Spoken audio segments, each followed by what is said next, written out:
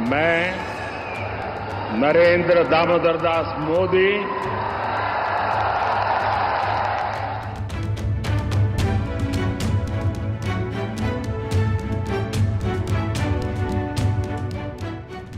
मैं नरेंद्र दामोदर दास मोदी। यही गूंज कल शाम को कर्तव्य पथ पर सुनाई दे रही थी, जहां से लगातार रिकॉर्ड तीसरी बार नरेंद्र मोदी ने अपने कर्तव्यों के प्रति शपथ ली।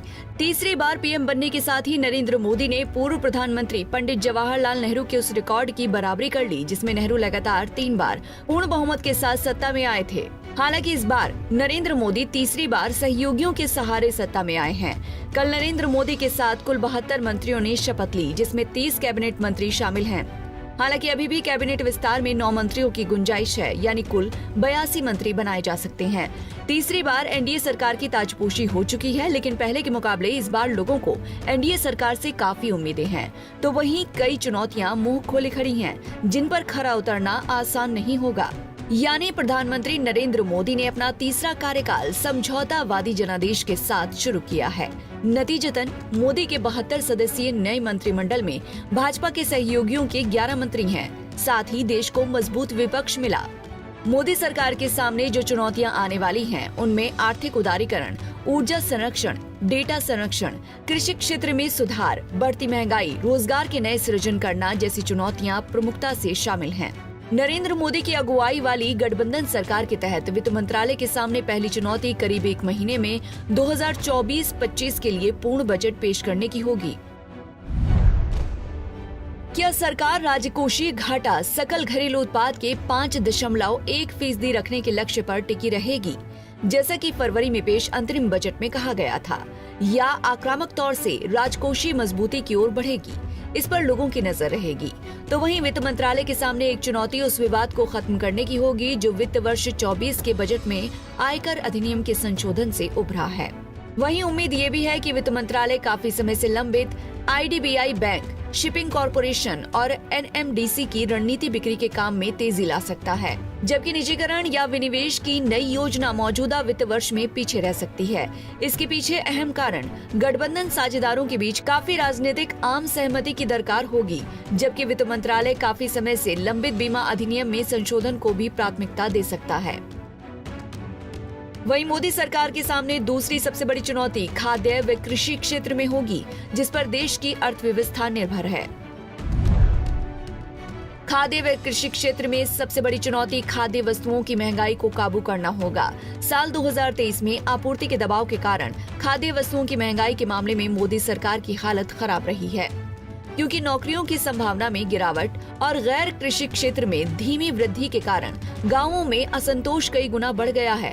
वित्त वर्ष 2024 में कृषि और उससे संबंधित गतिविधियों के लिए सकल मूल्य वर्धित यानी जीवीए की दर 1.4% रही है, जो कि 2018-19 के मुकाबले कम रही है। इसका कारण ये था कि साल 2023 में बारिश सामान्य से कम हुई थी।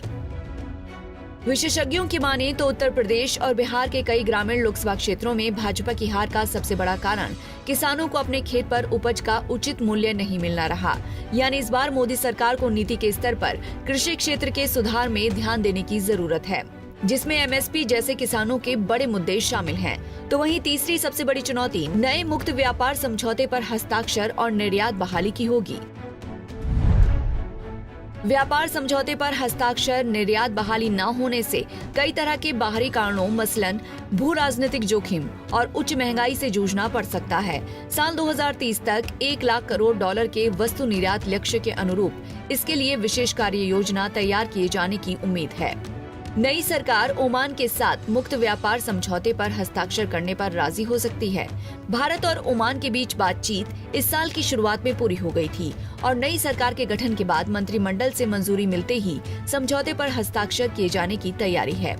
हालांकि इससे पहले नई सरकार की 100 दिवसीय कार्य योजना के तहत जुलाई में भारत और ब्रिटेन के साथ बातचीत पूरी करने की योजना थी, लेकिन बातचीत दोबारा शुरू करने में ज्यादा वक्त लग सकता है, क्योंकि जुलाई में ब्रिटेन में भी चुनाव होने वाले हैं। वहीं अगले कुछ महीने में साउथ अफ्रीकन कस्टम यूनियन यानी SACU, चिली और खाड़ी सहयोग परिषद के साथ FTA वार्ता शुरू होने की उम्मीद है।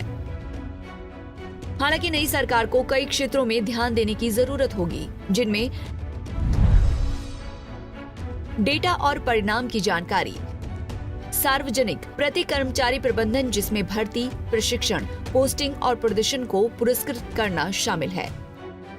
बाजारों को बेहतर ढंग से काम करने के लिए बेहतर एक्सपेंडिचर और खरीद क्षमता का निर्माण करना, टैक्स रेवेन्यू की मात्रा और गुणवत्ता में वृद्धि करना, बाजारों को बेहतर ढंग से संचालित करने के लिए बेहतर विनियामक और खरीद क्षमता का निर्माण करना।